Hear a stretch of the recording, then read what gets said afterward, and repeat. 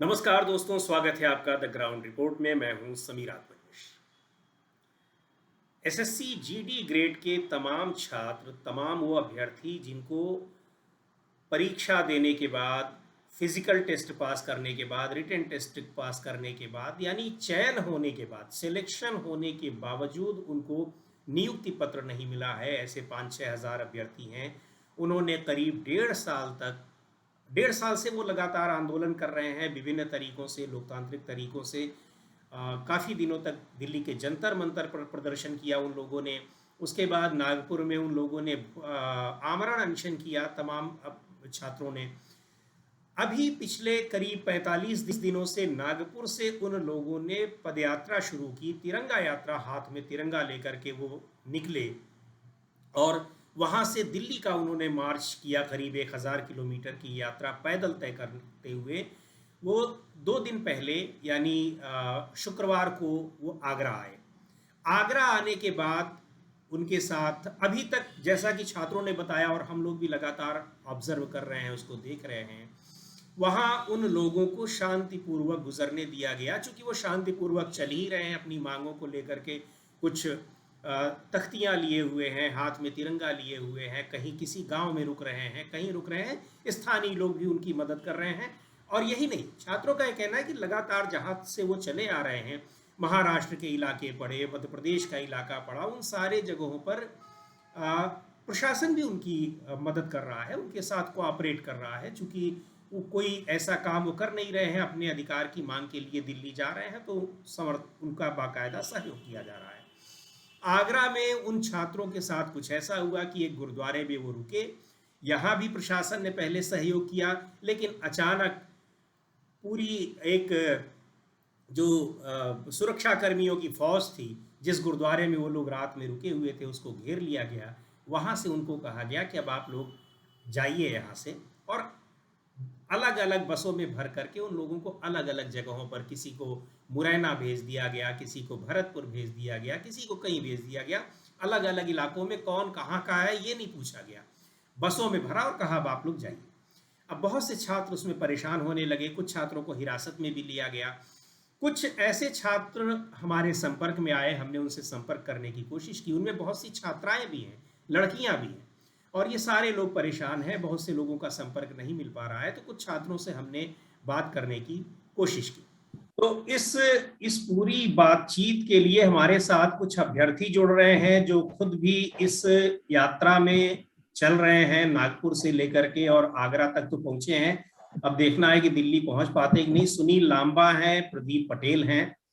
उसके अलावा युवाओं के तमाम अभियानों में उनके साथ रहने वाले, उनके मुद्दों को उठाने वाला जो संगठन है युवा हल्ला बोल, उसकी तरफ से हमारे साथ जुड़ रहे हैं प्रशांत कमल जी। ये लोग भी बराबर इस पूरी यात्रा पर नजर रखे हुए हैं, छात्रों के साथ वो संपर्क में हैं और छात्रों की बातों को और लोगों तक पहुंचाने की कोशिश करते रहते हैं।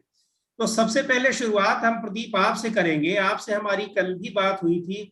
हमको जरा सा ये पूरी बात बताइए कि आप लोग 44-45 दिन तक नागपुर से चले और तिरंगा लेकर के शांतिपूर्वक आप चल रहे थे। आगरा में ऐसा क्या हो गया और कैसे हुआ कि आपको पुलिस ने वहां से भगा दिया, हटा दिया, पकड़ लिया? क्या हुआ वो पूरी घटना आप पहले हमें आप बताइए। बिल्कुल सर, हम लोग जब 44वें दिन 45वें दिन की शाम को 44वें दिन की शाम को जब हम आगरा पहुंचे। बैड एक गांव है, वहां से हमारा लगभग 10-12 किलोमीटर 13 किलोमीटर का सफर था। तो वहां से जब हम गए तो हमें गुरुद्वारा, जो दुख निवारण गुरुद्वारा गुरु का ताल गुरुद्वारा आगरा में है, वहां पर हमें शरण दी गई। क्योंकि हमारे साथियों का ये था कि गुरुद्वारे में पनाह मिल जाती है, वहां पर लंगर अंगर की व्यवस्था चलती है, तो खाने पीने का कोई समस्या नहीं होता है। इस वजह से हमने भी वहां पनाह ली और प्रशासन ने भी मदद की। लेकिन सर क्या होता है कि 45वें दिन जब हम वहीं रुकना हुआ, हमारे साथी बहुत थक गए थे। हम लोग मेडिकल चेकअप भी बीच बीच में करवाते रहते हैं। तो जिस दिन 46वां दिन होना था, यानी कि पर कल जो रात हुई, गुजर गई जो, प्रशासन ने हमारे साथ क्या किया कि वो गुरुद्वारे को छावनी में तब्दील करने लगा। हमें समझ में भी नहीं आ रहा था कि आखिर ये लोग क्यों कर रहे हैं। हम सोचे शायद कोई होगा, क्योंकि कभी ना कभी कोई ना कोई सीएम पीएम आते रहते हैं, तो हमें लगा होगा कि शायद ऐसा ही कुछ हो। सर क्या होता है कि रात को ये लोग हमारे नाम लिखवाते हैं, और नाम लिखवा नाम क्यों लिख रहे हैं, तो ये बोला जाता है कि आपको ऊपर देंगे। तो हमने बोले सर हमारा नाम तो लिख रहे हैं आप, ठीक है, हमारा रोल नंबर और रजिस्ट्रेशन नंबर लिखिए एसएससी का। बोलते नहीं, इसकी कोई ज़रूरत नहीं, हम इससे ही कर लेंगे। चलिए ठीक है, हम मान गए। इसके बाद ये हमारे साथियों को बुलाते हैं और बोलते हैं कि आप यहीं। तो हमने बोला सर कि, बोले नहीं, आपको इससे आगे हम बढ़ने नहीं देंगे, आप घर चले जाइए, हम आपको रेलवे स्टेशन छोड़ दे रहे हैं। हमने बोला नहीं सर, हम शांतिपूर्ण मार्च कर रहे हैं। हम लगभग 850-900 किलोमीटर की दूरी भी तय कर चुके हैं। उसके बाद सर हम किसी को कोई चोट नहीं पहुंचा रहे, संवैधानिक तरीके से हम चल रहे हैं। बस अपनी बात सरकार से शांतिपूर्ण मार्च के द्वारा हम अपनी बात पहुंचाना चाहते हैं। तब भी सर ये नहीं सुनते। फिर इसके बाद क्या होता है कि पुलिस तो वैसे ही थी वहाँ, लगभग 500 से 600 कर्मचारियों का एक समूह था। एक तरह से छावनी में एकदम से तब्दील कर दिया गया था।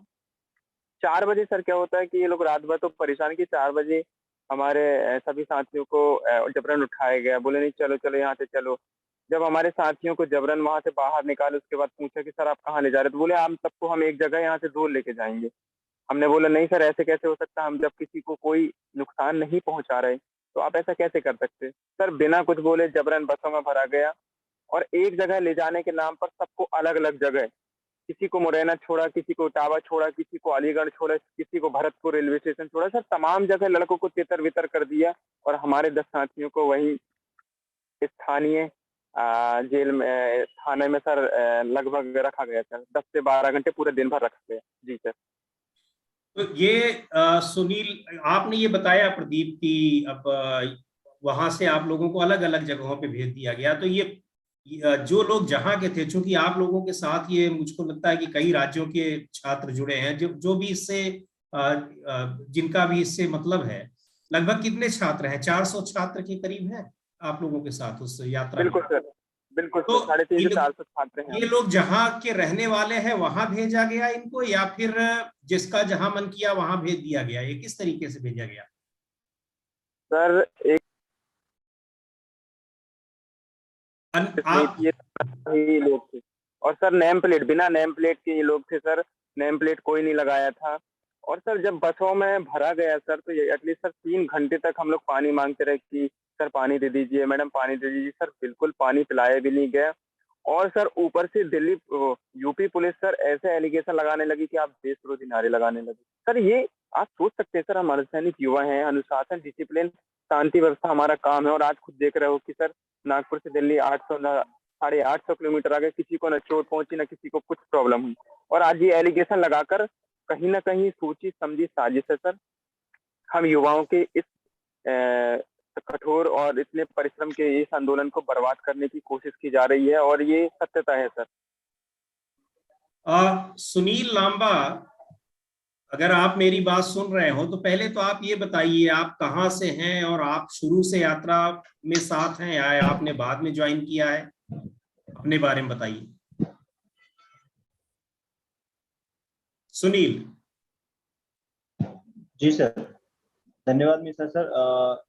देखिए सर, हम जो है सभी साथी एक साथ में है, अभी भी एक साथ में पैदल मार्च कर रहे हैं। बट मैं किसी कारणवश से घर की प्रॉब्लम की वजह से घर आ चुका था। अभी मैं पैदल यात्रा में शामिल नहीं हूँ।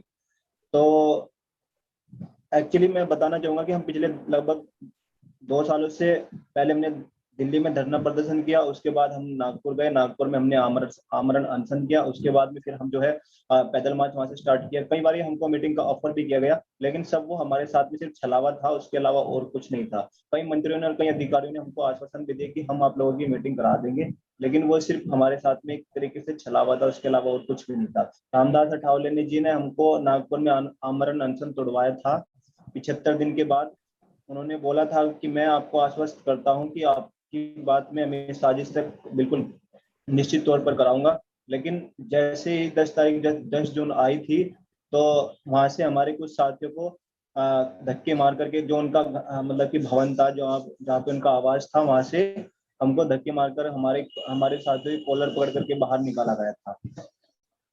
तो ये ऐसी बर्बरता सर ऐसी बर्बरता देश ये के आप युवाओं के कहाँ साथ की में। ये आप कहाँ की बात बता रहे हैं? कहाँ से आपको निकाला गया था? रामदास अठावले की घर से सर या जहाँ पे? रामदास अठावले, देखिए सर, नागपुर में उन्होंने आमरण अनशन तोड़वाया था। उन्होंने हमको ये आश्वासन दिया था कि अमित शाह जी से हम आप लोगों की बात कराएंगे। मैं आपको आश्वस्त करता हूँ। तो हमने उनकी बात मान करके हमने आमरण अनशन तोड़ दिया था। क्यों? क्योंकि मैं महाराष्ट्र में उनकी अच्छी पकड़ थी और वे बीजेपी से अच्छी तरीके से ज्वाइंटेड भी थे। तो उनकी बात मान करके हमने ये अनशन तोड़ा था। और जैसे ही हम उनके आवास पर पहुंचे थे, तो पहले तो उन्होंने ये बोल दिया था, 23 तारीख को आश्वासन दिया था कि 23 तारीख में हो जाएगी। फिर उन्होंने किसी MHA के किसी मतलब कि अधिकारियों से बात करी थी। उन्होंने कहा था कि मैं आज मतलब दूसरे काम में बिजी हैं, तो मैं आपको 10 जून को बुलाता हूँ। जैसे हम 10 जून को हमारा डेलीगेशन वहां पे पहुंचता है, सुबह से लेकर के शाम तक वेट करता है। रात के 10 बजे के बाद में हमको 5-7 साथी थे जो डेलीगेशन गया था बातचीत करने के लिए MHA में। पहले तो उनके भवन पर गए थे, फिर वहां से हमको जो है धक्के मार करके और हमारे साथियों को कॉलर पकड़ करके बाहर निकाला गया था सर। तो अच्छा, प्रशांत जी, लगभग 1.5 साल से ये युवा आंदोलन कर रहे हैं। 5,000-6,000 के करीब ये युवक हैं और 45 दिन से 1.5 महीने हो गए। ये लड़कियां भी, बहुत सारी छात्राएं जो अभ्यर्थी हैं वो भी शामिल हैं। भारती पाटिल जुड़ रही हैं। अगर आप सुन रही हो तो एक बार मुझे बताएं, तो फिर हम आपके पास आते हैं। पहले प्रशांत जी से बात कर लें। तो प्रशांत जी, क्या लग रहा है कि किसी जिम्मेदार व्यक्ति तक इनकी आवाज पहुंची? अब तक नहीं पहुंची? सीधे मीटिंग हुई या नहीं हुई? और ये सब हो रहा है तो क्या लग रहा है? कुछ तो बताया जा रहा है कि क्या होगा, आपको नियुक्ति नहीं दी जाएगी, चयनित होने के बाद, सिलेक्शन होने के बाद नहीं दी जा रही है, तो क्यों नहीं दी जा रही है? क्या है, या फिर कोई सुनने वाला ही नहीं?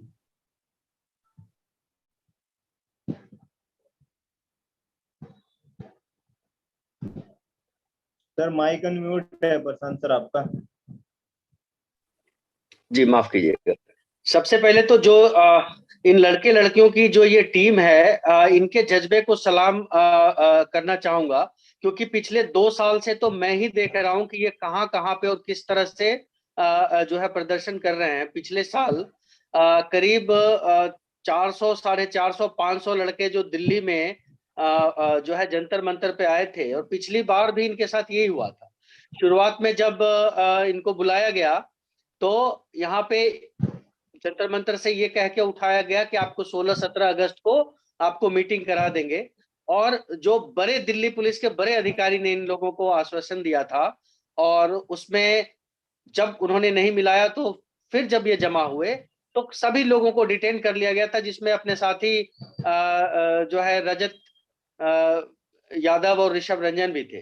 तो खैर, इनका जो एक ही मकसद है, देखिए इसका पूरा पैटर्न जो समझ में आता है कि दिल्ली में से लेके नागपुर तक जो इन्होंने अनशन किया, पैदल मार्च किया, जितने भी शांतिपूर्ण संवैधानिक तरीके हो सकते हैं सब इन लोगों ने अपनाए हैं।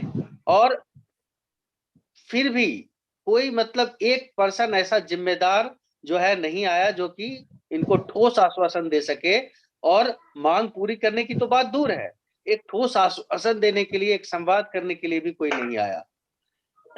अभी आपने देखा होगा हाँ, कि RRB NTPC में जब हिंसा हो गई, तो हम लोग जब भी किसी चैनल पे कहीं भी जाते थे तो सबसे पहली बात होती थी कि भाई हिंसा क्यों हो गई, जो कि ठीक बात है, हिंसा बिल्कुल नहीं होनी चाहिए किसी प्रदर्शन में। फिर अग्निपथ आंदोलन हुआ, फिर इसमें हिंसा हो गई, तो फिर टीवी पे चलने लग गया कि भाई क्यों वायलेंस क्यों हो गया। तो बिल्कुल ठीक बात है कि वायलेंस कभी नहीं होना चाहिए, लेकिन जब हम ये कह रहे होते हैं तो साथ ही हमारी जिम्मेदारी है कि हम ये भी सुने कि जब कोई संवैधानिक तरीके से, शांतिपूर्ण तरीके से प्रदर्शन कर रहा होता है तो उसकी सुध कोई क्यों नहीं लेता है। अब ये क्या करें, ऐसा क्या करें कि सरकार सुनेगी इसकी, ये बात तो बताए कोई आके। बिल्कुल भाई। अनशन वो कर लिया, पैदल मार्च कर लिया, तो अब क्या, ऐसा क्या आमरण करें कि अनशन कोई भी कर सरकार लिया। सुने। जी, सही कह रहे हैं आप कि आखिर वो अपनी बात इतने शांतिपूर्ण तरीके से 1.5 साल से कर रहे हैं। भारती पाटिल, आप भी इस पूरी यात्रा में शामिल हैं। आप जरा सा हमको बताएं कि ये जो और 45 दिन की आप लोगों की यात्रा रही, ये किस तरीके से एक रही? चीज मैं बस और जोड़ना चाहता जी हूँ। जी जी प्रशांत जी। हाँ जी जी, देखिए अभी प्रदीप ने ठीक कहा है कि ये हाँ कोई संयोग नहीं है कि आगरा में पुलिस वाले आ गए और अचानक इन लोगों को तितर बितर कर दिया। ये कोई ऐसे संयोग नहीं है। देखिए, इस सरकार का स्पष्ट जो है, इस सरकार की नीति है कि जो भी संवैधानिक तरीके से और जो है लोकतांत्रिक तरीके से प्रदर्शन और कर रहे होते हैं, उनको ये गिरफ्तार कर लेते हैं, उनको ये सफल नहीं होने देते। अभी देखिए, देश भर में दंगा हो रहा था। अग्निपथ के आंदोलन में जिन जिन लोगों में शांतिपूर्ण तरीके से जो है इसमें क्षमता थी कि इस आंदोलन को आगे बढ़ाए, उस पर इन्होंने सबसे पहले एक्शन लिया। हमने कौन सी हिंसा करी थी दिल्ली में, जो 11 साथियों को गिरफ्तार करके जेल भेज दिया गया? वो इसलिए उसमें तो क्योंकि इन बहुत लोगों सारे में, लोगों इन को युवाओं धमकियां में, भी मिली हैं। जी हाँ, हाँ। जी, और इन युवाओं को में क्षमता है कि ये जो है सबको इकट्ठा कर सकते हैं और बिना तोड़फोड़ किए एकदम शांतिपूर्ण प्रदर्शन कर सकते हैं। इसलिए इन पर हमला किया गया, इसलिए इनको जो है तितर बितर करने और इनके एकता को तोड़ने की कोशिश की गई। ये कोई संयोग नहीं है, ये इस सरकार की फितरत है और तरीका है इनका। तो भारती पाटिल, हमें जरा सा बताएं, ये जो 45 दिन की आप लोगों की यात्रा रही और आप लोग किस तरीके से 2-3 राज्यों से गुजर करके आए, लेकिन आगरा में आपको आगे नहीं बढ़ने दिया गया ताकि आप लोग दिल्ली ना पहुंच सके। तो अपना इस एक संक्षेप में अपने इस अनुभव को जरा शेयर करें हमसे।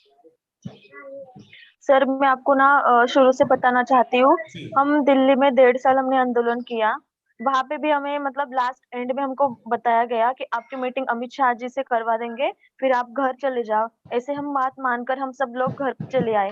फिर उसके बाद में हमको बताया गया कि आपकी मीटिंग करवा देंगे, ऐसा वैसा। फिर बाद में भी हमको नहीं बोला। फिर नागपुर में आमरण अनशन किया। वहां पे भी हमें रामदास आठवले जी ने कहा था, आप आमरण अनशन तोड़ दो, हम आपकी मीटिंग करवाते हैं। ये भी झूठ बोला गया। फिर अभी 45 दिन की हमारी यात्रा सफलतापूर्ण हुई और उसके बाद इन्होंने सब प्लान करके आगरा से हम लोग सब लोगों को वहां से उठाया है। मेरा मतलब यही कहना चाहती हूँ, सरकार तक ये सब बात पहुंच रही है कि ये लड़के कहाँ है, क्या कर रहे हैं, इनका क्या इनके साथ नाइंसाफ हुआ, ये सब सरकार जानती है। उसके बाद ये पुलिस वालों को कहा जाता है कि इनको ऐसा करवाओ, वैसा करवाओ। फिर ये क्यों न्याय नहीं दे रहे हैं? मैं ये जानना चाहता हूँ कि इस पूरी यात्रा में और जगह है, और राज्यों में आप लोगों को परेशानी नहीं हुई या वहां भी रोकने की कोशिश की गई? नहीं सर, सबने बहुत अच्छे से सपोर्ट किया, क्योंकि सब जानते हैं हमारे साथ नाइंसाफ हुआ है। और सबको ये भी पता चला है कि हम मतलब सब नियुक्ति मिली नहीं है। सब चयन पास करने के बाद ये सबको दिख रहा है। जब आपको दिख रहा है, अमित शाह जी तक ये बात पहुंची है, उनको भी सब पता है, लेकिन ये सब ना सुनने की सिर्फ ये मतलब नाटक कर रहे हैं। तो प्रदीप, जरा मुझको आप ये सारे जगहों पर आप लोगों को आने दिया गया, सपोर्ट किया गया, तो और आपकी बात सुनी गई, समझी गई, तो यूपी में ऐसा क्या आपको लग रहा है कि यहाँ नहीं सुनी गई और यहाँ से आपको आगे नहीं बढ़ने दिया जा रहा है? सर बिल्कुल, मैं यही कहना चाहता हूँ। हम लोग सर थोड़ा सा सर निःशब्द हैं, स्तब्ध हैं, परेशान हैं, हताश हैं कि हम सर क्या करते हैं। हम जाते हैं केवल जहाँ जिस जगह रात हो जाती है, चलते चलते जिस जगह रात हो जाती है वहां हम रुकते हैं, और सर हम कुछ नहीं, सुबह हम वहां से निकल पड़ते हैं। सर ऐसा वही था कि यूपी सरकार को प्रॉब्लम नहीं है सर। ये ऑर्डर सर दिल्ली सरकार का, दिल्ली जो भारत सरकार है वहां से ऑर्डर आया। सर ये बताइए, हम अर्धसैनिक युवा हैं, हम इस देश के एक राज्य की, किसी एक स्टेट की नहीं, पूरे देश की सुरक्षा करने वाले हैं। यहाँ तक कि यूपी और जितने भी बड़े बड़े वीवीआईपी लोग हैं उनकी सुरक्षा तो हम आगे चलकर करेंगे सर। और ये सर ये बताइए, किसी भी राज्य की पुलिस को प्रॉब्लम नहीं हो सकती, ये सेंट्रल गवर्नमेंट को प्रॉब्लम है कि ये बच्चे हिंसा नहीं कर रहे, इनको ऐसा करो कुछ काम, इनको तितर बितर करो ताकि ये हिंसा करें और हम इनको बर्बाद कर दें। सर यही तो चाहती है। लेकिन हम अमित शाह जी से हाथ जोड़ के निवेदन करते हैं, मान्यवर हम अर्धसैनिक युवा हैं, बनने वाले देश के होने वाले भावी अर्धसैनिक युवा हैं, हम आपसे हाथ जोड़ के निवेदन करते हैं, हम कभी कुछ इतना नहीं करेंगे, हम संविधान के अंतर्गत करेंगे। हमारी बात को सुनिए, आप तक बात पहुंच रही है, आप भले ही प्रतिक्रिया न दें, हम दिल्ली जरूर आएंगे महोदय, शांतिपूर्ण आएंगे। आप हमें कितना भी परेशान करेंगे हम सब सह लेंगे। हमारी जिंदगी बर्बाद हो गई, 4 साल से हम लोग, हमारे माँ बाप का सपना था, हमारा सपना था कि हम वर्दी पहने इस देश की सुरक्षा करें। ये बेटियां भी देख लीजिए, इतना जज्बा है, इतना जुनून है, आप खुद देख सकते हैं सर कि कितने कंधे से कंधा मिलाकर हमारी बेटी रही है। तो ये मेरे ख्याल से ये यूपी सरकार का बिल्कुल भी फैसला नहीं था। इस पे दिल्ली सरकार, वो सेंट्रल गवर्नमेंट सरकार जो बनी हुई है, हमारी वर्तमान सरकार है, वो इस पर पूरी तरीके से इन्वॉल्व है। और सर मुझे तो इनफैक्ट ये लग रहा है कल कोई यूपी पुलिस नहीं थी, ऐसा तो लग रहा थी दिल्ली पुलिस थी, क्योंकि ऐसा ही सेम हमारे साथ दिल्ली पुलिस भी करती थी, हम लोगों को तितर बितर करती थी। चलो वो टाइम अलग था, लेकिन अब हमारा तो टाइम है ना सर, हम शांतिपूर्ण मार्च कर रहे हैं, आखिर क्या दिक्कत है? हम हिंसा नहीं कर रहे हैं, संविधान के तरीके से किसी एक व्यक्ति को यदि प्रॉब्लम हो गई हो, हमने 850-900 किलोमीटर चले हैं सर, किसी एक व्यक्ति मुझको को यदि एक प्रॉब्लम हुई है तो बता प्रदीप दीजिए आप। प्रदीप आप तीनों साथियों से मेरा ये सवाल है, सुनील लांबा और भारती पाटिल, आपके जो बाकी साथी, चूंकि आप बता रहे हैं कि सबको तितर बितर करके तमाम जगहों पे, अलग अलग जगहों पे भेज दिया गया है, तो अब बाकी साथियों से आप लोगों का संपर्क अभी है या फिर अब सब लोग इधर उधर हो गए हैं?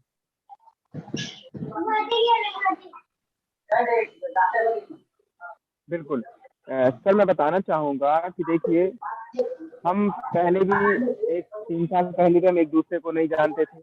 आज हम लेकिन जब एकजुट हो गए तो सर हम वी आर फैमिली। सर यकीन मानिए हम एक परिवार की तरह रह करेंगे। हम बिल्कुल सर, हमें सरकार कितनी भी तोड़ने की कोशिश करेंगे, हम फिर एकजुट होंगे, शांतिपूर्ण करेंगे, किसी को ना चोट ना हिंसा ना कुछ करेंगे, और फिर हम सर अपनी यात्रा जरूर पूरी करेंगे सर।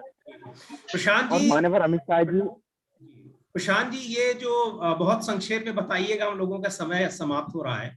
ये जो छात्र हैं अब जिनको इधर उधर तितर बितर किया गया है, ये कहाँ पहुंचे हैं, कहाँ गए हैं, सुरक्षित हैं, या आप लोगों के संपर्क में है सारे लोग या नहीं है, या बहुत सारे से संपर्क अभी टूटा हुआ है? नहीं, सभी लोगों से तो संपर्क नहीं है, क्योंकि बिल्कुल अलग अलग जगह पे लेकर गए हैं। उनमें से कुछ लोग जरूर संपर्क में हैं, लेकिन सभी लोग संपर्क में नहीं है। तो यही स्थिति है। बाकी ये लोग जो भी है, प्रदीप है, सुनील है, ये लोग जो है कोऑर्डिनेट कर रहे हैं चीजों को, तो इन लोगों को बेहतर मालूम होगा।